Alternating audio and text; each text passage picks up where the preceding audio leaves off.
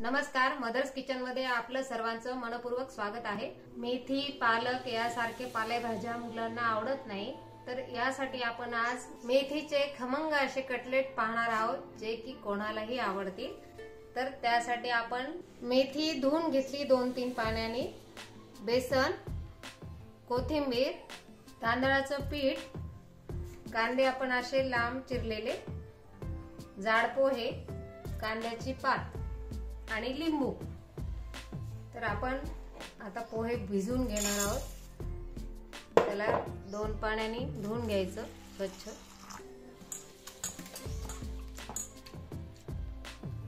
पोहे आपण छान भिजवून घेतले, 10 मिनिटं जवळजवळ भिजू दिलेत। आता आपण सुरुवात करूया मेथीचे कटलेट करायला। तर हे कांदे टाकू आपण आधी,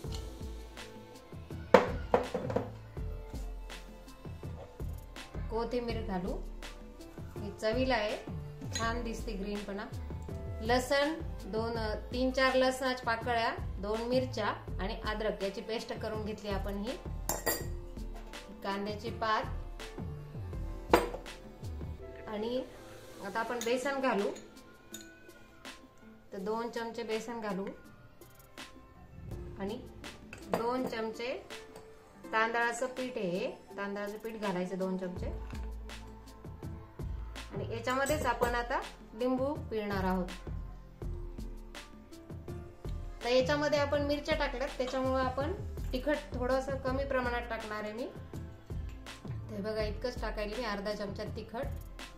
आणि चवीला आपण जिरे, ओवा घालू शकतो, तर हे जिरे घालायले आणि बडीशोप घालायली, कारण बडीशोपमुळे छान चव लागते। तर बडीशोप आणि धनेपूड, तर 1 चमचा धनेपूड, अजून थोडीशी आणि थोडीशी हळद। तर आता चवीनुसार मीठ टाकायचं आणि याला आता मिक्स करायचं। तर आपण याच्यामध्ये पोहे घालणार आहोत। हे मिक्स झालं की याच्यात पोहे घालायचे आणि त्याचा उंडा तयार करायचा। तर गोळा तयार करायचा आपल्याला। आता पोहे घालू याच्यामध्ये,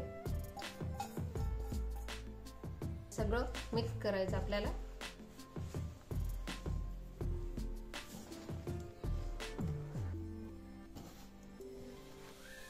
छान खमंग कुरकुरीत कटलेट होतात।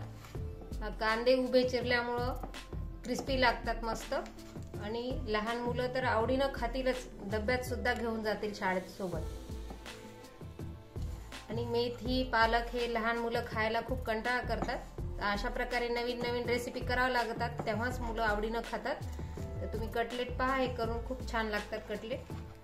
असा गोळा तयार करून घ्यायचा, कारण आपण पाणी बिलकुल घेतलेलं नाहीये, कारण पोहे भिजलेले होते। तर लागलं तर थोडं पाणी घ्यायचं आणि पीठ पण जसं लागेल तसं घाला तुम्ही, पिठाचं काही हे प्रमाण नाहीये त्याला। तर हे आपण आता गोळा तयार करून घेतला। आता आपण याचे कटलेट तयार करायला घेऊया। आपण कटलेटसाठी थोडंसं हातावर तेल लावून घ्यायचं आणि थोडासा छोटासा गोळा घ्यायचा। तर हे असे कटलेट बनवायचे आपल्याला, गोल करून असे चपटे करायचे। आपण आता याला तळून घेणार आहोत। तर हे असे सगळे मी करून घ्यायले आता। तर अशाच खमंग रेसिपी मी टाकणार आहे नवनवीन। तर तुम्हाला आवडल्या तर व्हिडिओला लाईक करा आणि चॅनलला सबस्क्राईब करा। हे बघा, जर तुम्हाला व्हिडिओ आवडला तर कमेंटमध्ये तुमचे विचार नक्की कळवा।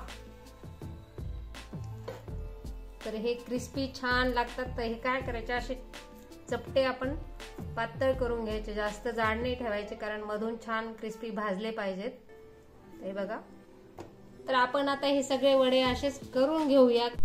आपले वडे तयार झाले, आता आपण तळायला घेऊया याला।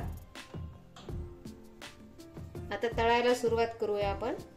तर तेल झालंय बऱ्यापैकी, टाकू आणि याला मंद आचेवर तळायचं, म्हणजे आतमध्ये छान भाजले जाते सगळं, सगळ्या साईडनी।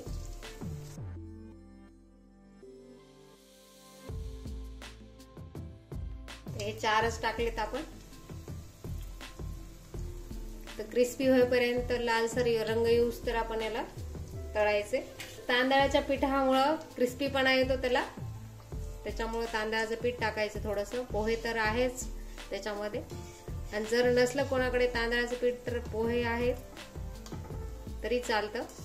मेथी चांगली धुवून घ्यायची, कारण त्याच्यावरती केमिकल माती असती हे, तर ती स्वच्छ 2-3 पाण्याने धुवून घ्यायची. त्याच्यामुळं आरोग्यासाठी छान असते. सुरुवातीला लो फ्लेम ठेवायची आणि नंतर थोडीशी हाय करायची 5-7 मिनिटं. हे बघा असे क्रिस्पी लालसर होऊस्तर तळायचे आपल्याला. आता होत आले, दोन्ही साईडनं व्यवस्थित भाजून घ्यायचे, तळून घ्यायचे. खमंग असा मेथीचा घमघमाट सुटला सगळीकडे बघा. आता हे झालेत वडे, आपण आता काढू याला. कसे लालसर मस्त दिसायलेत. तर असेच सगळे तळून घ्यायचे पूर्ण.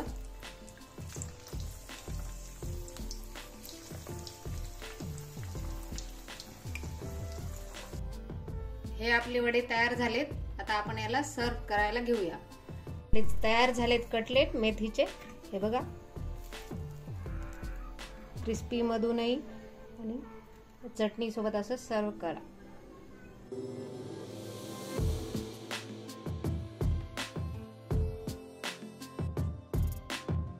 अशाच नवनवीन रेसिपी पाहण्यासाठी चॅनलला नक्की सबस्क्राईब करा आणि व्हिडिओला लाईक करून कमेंट करायला विसरू नका.